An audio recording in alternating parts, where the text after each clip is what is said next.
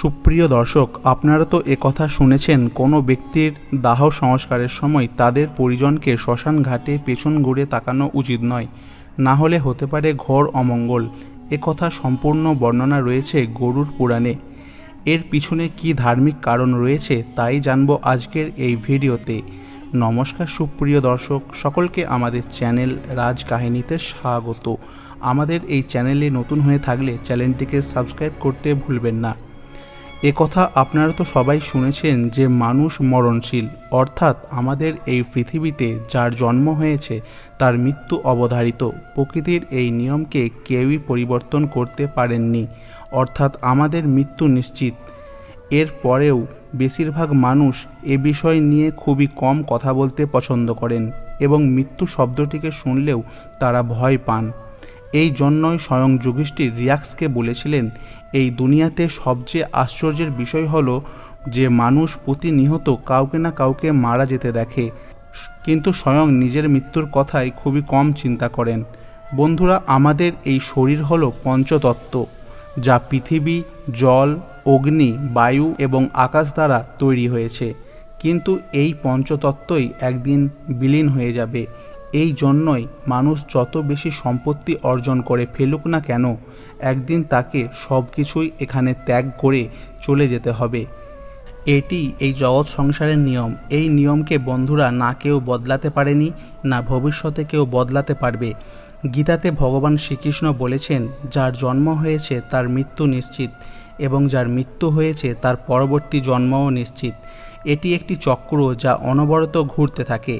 হিন্দু ধর্মে জন্ম থেকে মৃত্যু পর্যন্ত প্রায় 16টি সংস্কার বিদ্যমান, যার মধ্যে 16 নম্বর সংস্কার হলো অন্তিম সংস্কার। এই সংস্কারের অন্তর্গত একাধিক বৈদিক নিয়ম প্রচলিত রয়েছে, যা পালন করা খুবই জরুরি। অন্যথায় এই রকম মনে করা হয় যে এই নিয়মগুলি সঠিকভাবে না পালন করা হয় তাহলে মৃত আত্মাকে বিভিন্ন কষ্ট ভোগ করতে হয়। সূর্যাস্তের আগে দাহ সংস্কার করা, কপাল ক্রিয়া, পুরুষ পরিজনদের বন্ধন তথা পিণ্ডদান এবং শ্রাদ্ধ অনুষ্ঠান ইত্যাদির কিছু নিয়ম আছে, যার উল্লেখ আমরা গরুড় পুরাণে পেয়ে থাকি। এই গ্রন্থে উল্লেখ আছে যে মৃতের দাহ সংস্কার করার পর তার পরিজনদের কাউকে শ্মশান ঘাটের দিকে পিছন ঘুরে তাকানো উচিত নয়। আসলে দাহ সংস্কার করার পর শরীর তো জ্বলে যায়, কিন্তু আত্মার অস্তিত্ব সেখানেই থাকে। কারণ গীতায় উল্লেখ করা আছে, আত্মাকে শাস্ত্র দ্বারা আবদ্ধ করা সম্ভব নয়। আগুন তাকে জ্বালাতে পারে না, জল তাকে গলাতে পারে না, বায়ু তাকে শুকাতে পারে না, এবং মৃত্যু থেকে তার অন্তিম সংস্কারের সমস্ত কার্য সে নিজের চোখেই দেখে। গরুড় পুরাণে বলা হয়েছে যে মৃত্যুর পরে কিছু ব্যক্তির আত্মা তার স্বজনের প্রতি মোহ বজায় থাকে। আত্মার এই মোহগ্রস্ত হবার পরেই সেই আত্মা তার পরিজনদের আশেপাশে বিচরণ করতে শুরু করে দেয়। এই অবস্থায় মৃত আত্মার মুক্তি পাওয়া বেশ কঠিন হয়ে যায়। এরকম স্থিতিকে এই মোহ ভাঙা খুবই জরুরি হয়ে থাকে। তাহলে এমনি যদি না হয় তাহলে মৃত ব্যক্তির পরলোক গমন হয় না। মৃত আত্মা ও পরিজনদের মধ্যে এই মোহরূপী বন্ধনকে ভাঙার জন্যই দাহ সংস্কারের পর মৃত ব্যক্তির পরিজনকে পিছন ঘুরে তাকাতে শাস্ত্রে বারণ করা হয়েছে। যদি কেউ পিছন ঘুরে ভুলবশত তাকিয়ে ফেলে তাহলে মৃত আত্মার এই মনে হবে যে পরিজনদের আমার প্রতি ভালোবাসা এখনও অটুট রয়েছে, এবং ওই আত্মা মোহগ্রস্ত হয়ে পরিজনদের চারিপাশে বিচরণ করতে শুরু করবে। কিন্তু যদি কেউ পিছন ঘুরে না তাকায় তাহলে মৃত আত্মা এই মনে করবে যে তার প্রতি আর কোনো মোহ নেই তার পরিজনদের, এবং সে বুঝবে এই লোকে তার সময়সীমা সম্পূর্ণ হয়েছে, এবার অন্য লোকে যাবার জন্য নিজেকে প্রস্তুত করবে।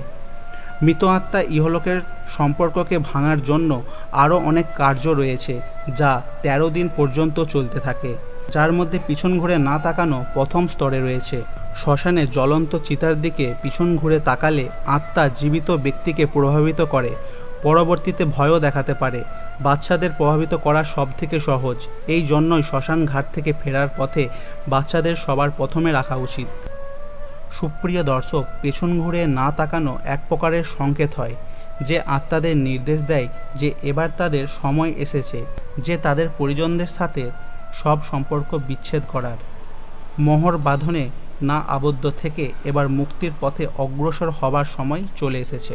যে মানুষের অকালে মৃত্যু হয়, অর্থাৎ পথ দুর্ঘটনা বা আত্মহত্যাজনিত কারণে মৃত্যু হয় সেই সব মানুষের সহজে মুক্তি হয় না, কিন্তু সে জীবিতকালে যদি ভালো কর্ম বেশি করে থাকে তাহলে সে মুক্তি লাভ করে, অন্যথায় তাকে অনেক কষ্ট ভোগ করতে হয়।